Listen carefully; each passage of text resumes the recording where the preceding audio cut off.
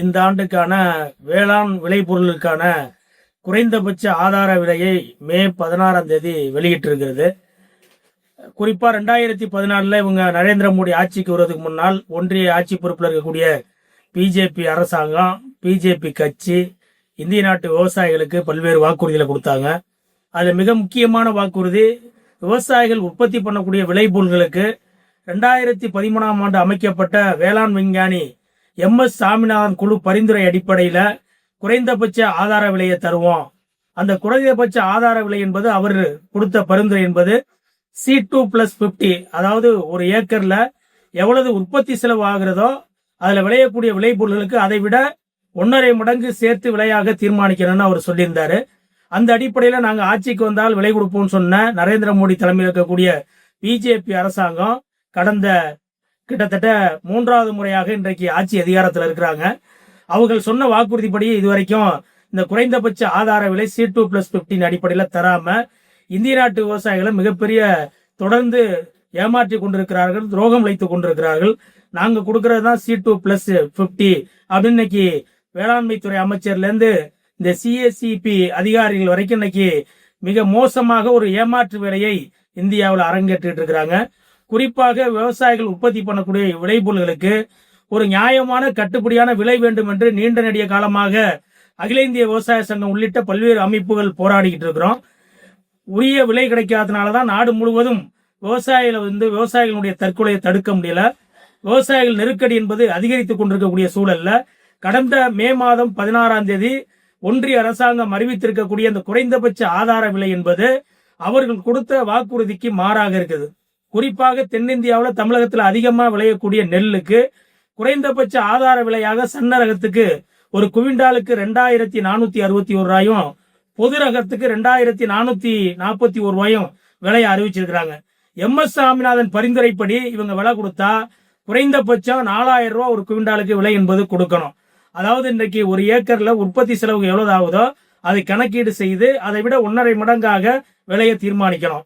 MS. Saminathan சொல்லியிருக்கக்கூடிய C2+ல இன்னைக்கு உற்பத்தி செலவுக்கு ஆகக்கூடிய செலவுகளை இயந்திர வாடகை, விதை நெல், ரசாயன உரங்கள், ஆள் கூலி இத்தகைய எந்தெந்த வகையில செலவாகுதோ அதை பூரா இணைக்கணும். அதை விட அவர் குறிப்பா சொல்றதுல என்ன சொல்றாருன்னா, அந்த விவசாய குடும்பத்தினான உடல் உழைப்பு, நேரடியான உடல் உழைப்பு, அந்த நிலத்துக்கான வாடகை, அதுக்கு எந்திரம் பயன்படுத்தினோம்னா அந்த எந்திரத்துக்கான தேய்மானம், அதற்கான வாடகை உட்பட சேர்த்தாதான் C2+50 அவங்க சொல்றாரு.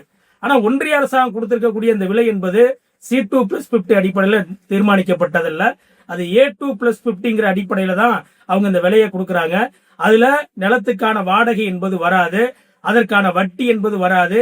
இதெல்லாம் கணக்கீடு பண்ணாதான் குறைந்தபட்ச ஆதார விலை விவசாயிகளுக்கு கட்டுப்படியானதா இருக்கும். இப்ப நெல்லுக்கு 2441 ரூபா ஒரு குவிண்டாலுக்கு பொது ரகத்துக்கு கொடுக்கறாங்கன்னா அது எந்த வகையிலையும் விவசாயிகளுக்கு கட்டுப்படி ஆகாது. எனவே தொடர்ந்து இந்த அரசாங்கம் விவசாயிகளை வஞ்சித்துக் கொண்டிருக்கிறது. C2+15 அடிப்படையில் விலை கொடுக்க மறுக்கிறது.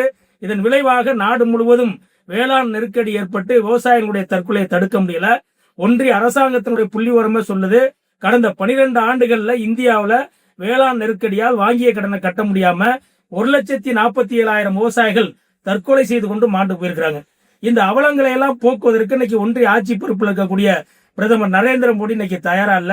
மறுபக்கம் கார்ப்பரேட் கம்பெனிகள் பயன்படக்கூடிய வகையில, கொள்ளை லாபம் அடிக்கக்கூடிய வகையில இன்னைக்கு ரசாயன உரங்களுடைய விலையை கடந்த ஏப்ரல் 30ஆம் தேதி கடுமையா உயர்த்தியிருக்கிறாங்க. 50 கிலோ கொண்ட ஒரு காம்ப்ளஸ் 400 ரூபாயிலிருந்து 450 ரூபாய் விலை என்பது ஏற்றப்பட்டிருக்கிறது. அனைத்து உரங்களுடைய விலை 1900 ரூபாய் வித்த உடம்பு ஒரு பாக்டம் பாஸ் இன்னைக்கு 2200 ரூபாய் 50 கிலோ மூட்டை விற்கிது. சல்பேட் 200 ரூபாய் ஏற்றப்பட்டு 2200 ரூபாய்க்கு விற்கப்படுகிறது. ஒரு கிலோ நெல்லுக்கு ஒன்றிய அரசாங்கம் இப்ப கடந்த 16ஆம் தேதி அறிவித்த அறிவிப்பின் அடிப்படையில் ஒரு குவிண்டாலுக்கு 72 ரூபாய் விலை ஏற்றிருக்கிறாங்க 100 கிலோவுக்கு. அப்படின்னா ஒரு கிலோவுக்கு 72 பைசா தான் விலை என்பது அதிகரித்து கொடுக்கப்பட்டிருக்கிறது. அதே நேரத்தில் விவசாயிகள் பயன்படுத்தக்கூடிய ரசாயன உரங்களுக்கு 50 கிலோ கொண்ட மூட்டைக்கு 450 ரூபாயிலிருந்து 550 ரூபாய்க்கு விலை ஏற்றிருக்கிறாங்க. அப்பனா ஒரு கிலோவுக்கு 45 ரூபாயிலிருந்து 55 ரூபாய் வரைக்கும் ரசாயன உரத்தினுடைய விலை என்பது உயர்த்தப்பட்டிருக்கிறது. இது இந்தியாவில் இருக்கக்கூடிய கொள்ளை லாபம் அடிக்கக்கூடிய கார்ப்பரேட் கம்பெனிகளுக்கு பயனளிக்கக்கூடிய வகையில தான் இந்த உரம், ரசாயன உரம், பூச்சிக்கொல்லியினுடைய விலை கடுமையாக 200 மடங்கு 300 மடங்கு உயர்த்தப்பட்டிருக்கக்கூடிய சூழல்ல விவசாயிகள் உற்பத்தி பண்ணக்கூடிய விளைபொருளுக்கு இன்னைக்கு கட்டுப்படியான விலை, குறைந்தபட்ச ஆதார விலை கிடைக்கல. தொடர்ந்து நாங்க டெல்லியில போராடிய SKM அமைப்பு உள்ளிட்ட அகில இந்திய விவசாய சங்கங்கள் உட்பட பல்வேறு அமைப்புகள் போராட்டம் பண்ணோம். தேர்தல் காலத்தில் கொடுத்த வாக்குறுதி அடிப்படையில் நீங்க விலை கொடுக்கணும், குறைந்தபட்ச ஆதார விலைக்கான மத்திய சட்டத்தை நாடாளுமன்றத்தில் கொண்டு வரணும். இன்னைக்கு ஒன்றிய அரசாங்கம் விவசாயிகள் உற்பத்தி பண்ணக்கூடிய 23 வகையான விளைபொருளுக்கு தான் விலையை தீர்மானிக்கிறாங்க. ஏனைய பொருள்களுக்கு விலையை தீர்மானிக்கிறது.